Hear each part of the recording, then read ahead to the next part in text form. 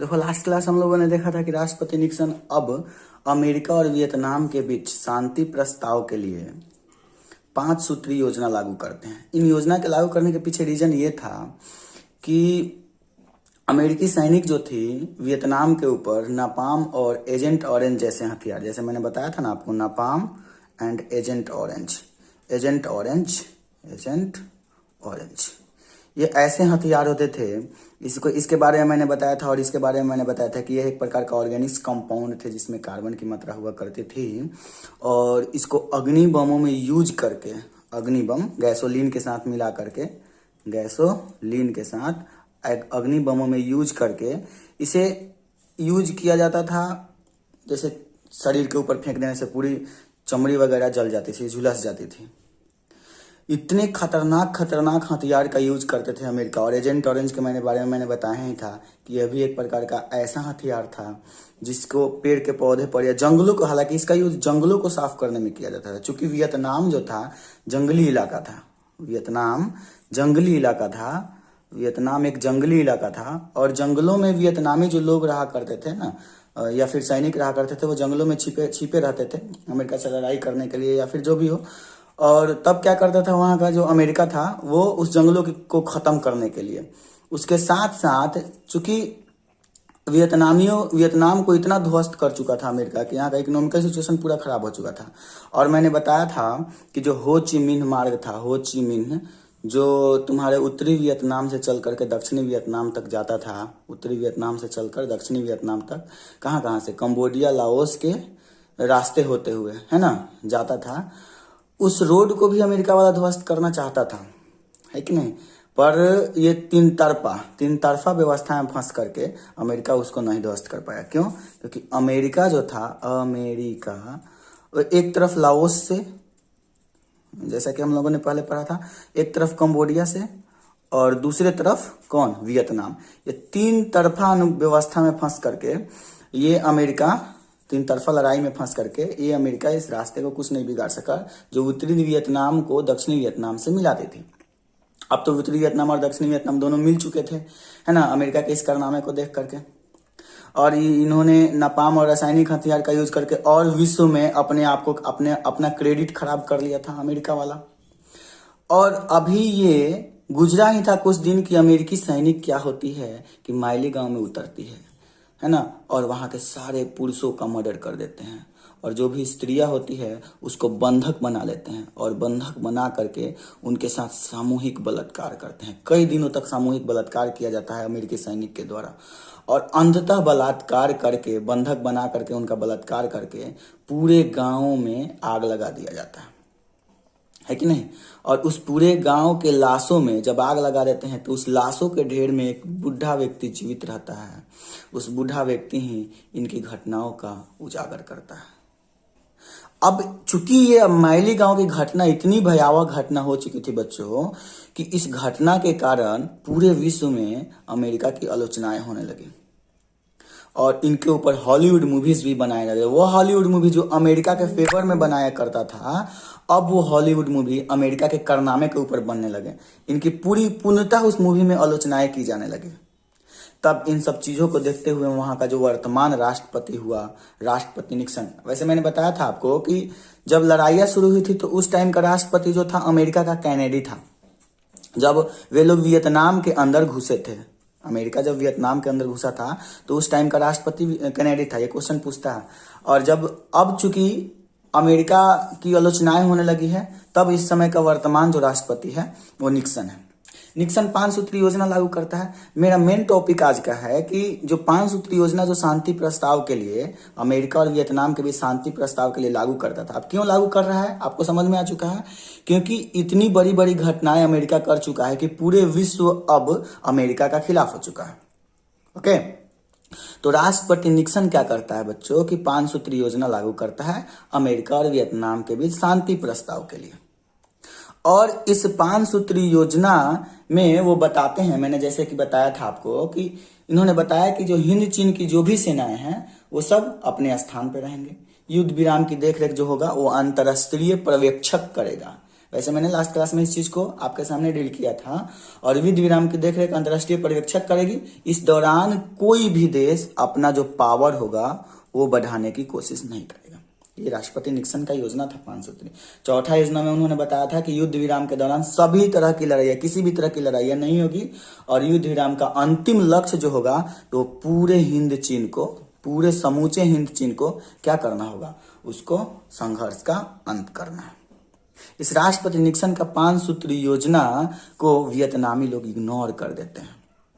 विश्वास हट चुका था ना भाई, वियतनामी लोग इग्नोर कर देते हैं। अमेरिका ने ऐसा कारनामे कर चुके थे कि कौन भाई विश्वास इन लोगों पे करेगा, है कि नहीं। कहीं इसमें भी उन लोगों का कोई मतलब चाल हो। तब जैसे ही वियतनामी लोग इनके प्रस्ताव का, अमेरिका के शांति प्रस्ताव का बच्चों इग्नोर करता है, तो अमेरिका जो होता है उसकी जो कमांडोज होती है, उसके जो सैनिक होते हैं अमेरिकी कमांडो, वो अगेन बमबारी करना शुरू कर देते हैं।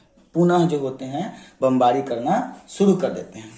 हालांकि जैसा कि आपको बता दें कि जो अमेरिकी जो सेना होती है ना, फिर अमेरिकी लोग जो होते हैं उनको ये महसूस हो चुका था, वे फील कर चुके थे, उनको महसूस हो चुका था कि अब उनकी सेना को रिटर्न जाना पड़ेगा अमेरिका।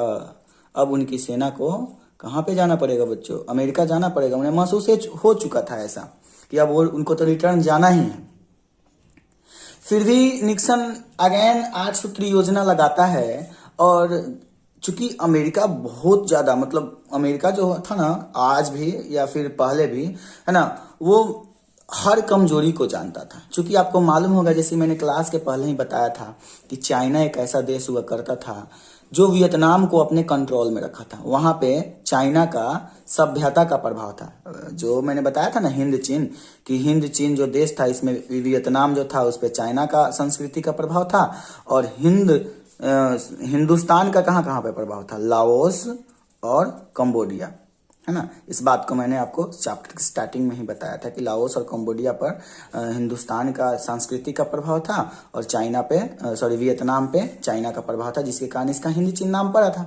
तो अमेरिका ने सोचा कि वियतनाम पे तो चाइना का कंट्रोल है, चाइना का कंट्रोल था भी पहले, है ना। तो अब क्या करता है अमेरिका कि चाइना से फ्रेंडशिप करना चाहता है ना। फ्रेंडशिप करता भी है। और 24 अक्टूबर 1972 को एक समझौता बुलाया जाता है, एक रिकॉन्साइल किया जाता है, एक संधि करना चाहता है अमेरिका। और उस संधि में उत्तरी वियतनाम, अमेरिका और दक्षिणी वियतनाम को 4 देशों के बीच संधि स्थापित करनी होती है। लेकिन दक्षिणी वियतनाम जो होता है इस संधि को इग्नोर कर देता है। इस समझौता को, अमेरिका के साथ जो समझौता करना था बच्चों, उसको दक्षिणी वियतनाम इग्नोर कर देता है, मतलब अस्वीकार कर देता है। इसका रिजल्ट क्या दिखता है कि अमेरिका पुनः बमबारी करना शुरू कर देता है। और ये इतना खतरनाक बमबारी था कि जो मैंने आपको बताया था कि जापान के ऊपर हिरोशिमा और नागासाकी 2 शहरों के ऊपर जो अमेरिका वालों ने बम गिराया था, उससे भी कहीं ज्यादा खतरनाक बमबारी करना शुरू करता है अमेरिका पुनः। और इस बमबारी में हनोई डिस्ट्रॉयड हो जाता है, मतलब हनोई क्या हो जाता है, क्षतिग्रस्त हो जाता है, पूरी तरह से क्षतिग्रस्त हो जाता है। लेकिन वियतनामी जो थे वो डटे रहते हैं इस युद्ध में। अमेरिका के खिलाफ वियतनामी जो थे वो डटे रहते हैं। और इसका रिजल्ट भी देखने को मिला कि 27 फरवरी अमेरिका के खिलाफ चूंकि वियतनामी डटा हुआ है, और 27 फरवरी 1973 को पेरिस में एक हस्ताक्षर किया जाता है, एक मतलब सभा बुलाई जाती है और उसमें हस्ताक्षर किया जाता है कि अमेरिकी सेना under 16 days will have to go. अमेरिकी सेना को 60 दिन के अंदर क्या होना, उनकी सेना को वापस जाना पड़ेगा अमेरिका। ऐसा हस्ताक्षर किया जाता है क्योंकि ये बड़ी लड़ाई हो चुकी थी बच्चों। अमेरिकी सेना को 60 दिन के अंदर जाना पड़ता भी है, वो जाते भी हैं, है ना। लास्टली अप्रैल 1975 को नॉर्थ एंड साउथ वियतनाम जो हो जाता है वो भी इंडिपेंडेंट हो जाता है। इनको 60 दिन के अंदर कहा जाता है जाने के लिए, तब भी ये नहीं जाते हैं और लड़ाइयाँ जारी रहती है, फिर भी जारी रहती है। लेकिन सच्चा तो सच्चा ही है कि नहीं। चूंकि वियतनाम बहुत स्ट्रांग हो चुका था ना, इनके साथ 3 देश अब मिल चुके थे, है ना, लाओस, कंबोडिया, वियतनाम, है ना। ये तीनों के तीनों आपस में क्या हो चुके थे, अब यूनिटी बना चुके थे।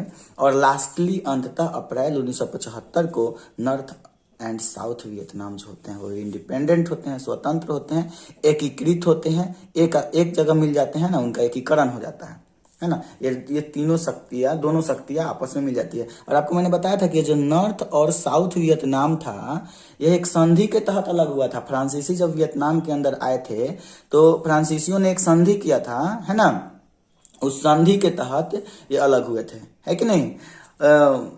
और इनका जो परिणाम था, हालांकि अब तो आजाद हो चुका है, इंडिपेंडेंट हो चुका है, लेकिन इतनी बड़ी लड़ाई का परिणाम बड़ी भयावह देखने को मिला बच्चों।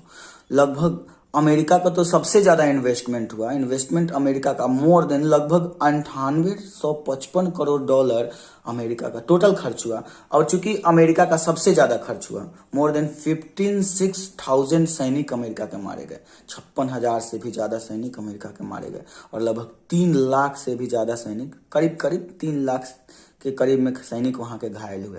और जहां तक दक्षिणी वियतनाम की बात की जाए बच्चों, तो दक्षिणी वियतनाम के लगभग 18,000 सैनिक डेड हुए, और अमेरिकन हेलीकॉप्टर 4800 और 3600 टैंक डिस्ट्रॉय हो चुका। इतनी बड़ी क्षति हुई है ना, माल की, लोगों की, है ना, पैसों की, इकोनॉमिकल सिचुएशन इससे अमेरिका का बहुत गड़बड़ा चुका था बच्चों। आपको मैं बता दूं कि इस लड़ाई के बाद अमेरिका का क्रेडिट जो था, विश्वास जो था, क्रेडिट का मतलब विश्वास, जिसे साख भी बोला जाता है बच्चों, उसको बहुत ज्यादा आघात पहुंचा था। पूरे विश्व के अंदर अमेरिका का क्रेडिट पे बहुत ज्यादा आघात पहुंचा है ना।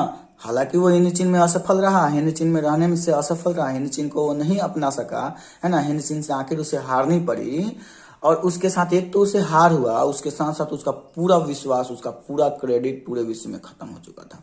क्यों? क्योंकि मैंने बताया ना आपको, माइली गांव जैसी घिनौनी हरकत किया उन लोगों ने, है ना। नापाम और रासायनिक हथियार जो था वो आपका एजेंट ऑरेंज, उतने खतरनाक हथियार का यूज किए। जापान को तो अलग ही उन्होंने तबाह कर रखा था। दो उनके देशी पे, शहरों पे, हिरोशिमा और नागासाकी पे जो बमबारी किया हुआ था, एटम बम का यूज जो उन लोगों ने, अमेरिका वालों ने एटम बम मतलब परमाणु बम का जो यूज किया था, कहाँ कहाँ पे बेटा? जापान में, जापान के 2 शहर हिरोशिमा और नागासाकी पे जो यूज किया था, उससे और उनका क्रेडिट बिगड़ चुका था, है ना।